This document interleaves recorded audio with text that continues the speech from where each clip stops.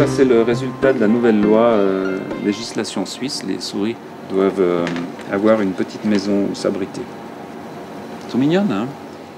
Et ces souris, elles font en fait pratiquement une seule chose, c'est de se reproduire. C'est la seule chose qu'on leur demande, donc on ne les coupe pas en morceaux, on ne leur met pas d'électrodes. Mais en se reproduisant, elles s'auto-induisent des petites modifications génétiques. Ce que je trouve très intéressant chez Denis, c'est qu'il a énormément de qualités très diverses. En faisant notre déménagement à Genève, j'ai découvert que lui, il a un talent énorme pour la transpalette. Alors, il prend des bureaux, des trucs énormes, et lui tout seul peut les monter au camion. Alors, il n'est pas seulement un bon transpaletteur, mais il est aussi un bon camionneur. En fait, c'est vrai qu'il a un énorme sens de l'humour et puis qu'il est très humain et puis brillant. Et une confiance, disons, imperturbable dans la génétique. Ça, c'est clair. Par exemple, ces petits souriceaux, ils ont 6 vertèbres lombaires, alors que nous, on n'en a que 5. Et cette différence, c'est justement les fameux gènes architectes, les gènes sur lesquels on travaille, qui organisent le plan du corps d'une façon très générale. Où est-ce qu'on commence avec les côtes? Où est-ce qu'on arrête avec les côtes? Où est-ce qu'on fait sortir les bras? À quelle hauteur corporelle? Pourquoi est-ce qu'ils sont là? Pourquoi est-ce qu'ils ne sont pas là? Nous, on utilise le poisson zèbre parce qu'on aimerait comprendre qu'est-ce qui s'est passé quand notre ancêtre, l'ancêtre des vertébrés, qui était un poisson au début, est sorti de l'eau. Comment est-ce qu'une nageoire s'est transformée en membre?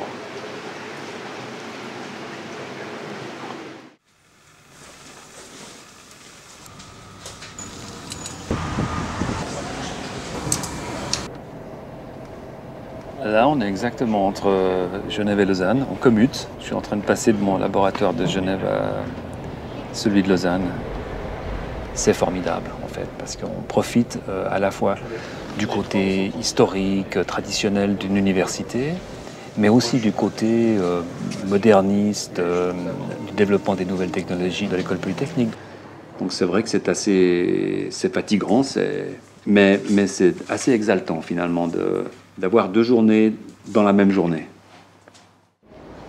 Donc là, vous êtes maintenant à l'École polytechnique fédérale de Lausanne. On voit que l'architecte a essayé de s'extraire de toutes les contraintes possibles de l'architecture. Rien n'est carré, tout est pentu. Mais par contre, quand on regarde en détail, on voit que tout de même, la réalité l'a rattrapé parfois, et qu'elle a quand même dû faire avec un certain nombre de contraintes qui sont les contraintes de résistance des matériaux, les contraintes qu'il faut quand même que ça tienne finalement.